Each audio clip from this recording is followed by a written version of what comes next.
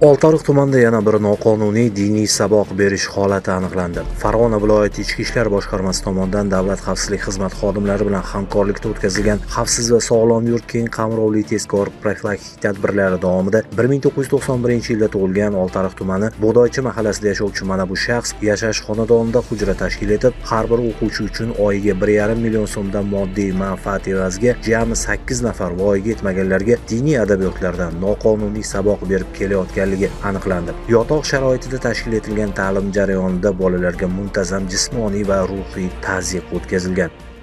Nimaga seni urgan? Dasti topshirmaganimga, jim o'tirmaganimga, tilla hamchi bilan soladi, o'qimaganimizga, gaplashib o'tirganimizga.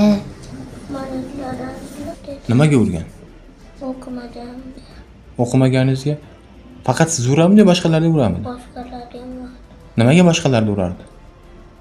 Ular o'qimagan. Yig'larmidingiz? Ha?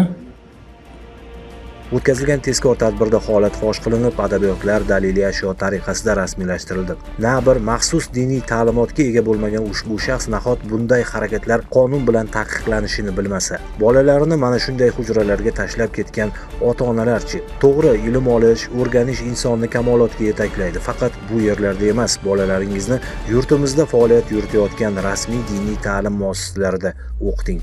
Mazkur holat yuzasidan ushbu fuqaroga nisbatan O'zbekiston Respublikasi Jinoyat kodeksining 229-1-moddasi 2-qismi hamda 110-moddasi tartibida jinoyat ishi qo'zg'atilib, qamoq ehtiyot chorasi qo'llanildi. Bundan tashqari, hujrada diniy ta'lim olgan voyaga yetmaganlarning ota-onalariga nisbatan ma'muriy javobgarlik to'g'risidagi kodeksning 47-moddasiga asosan bayonnomalar rasmiylashtirildi. Ogoh bo'ling. Xulosani o'zingizga qoldiramiz.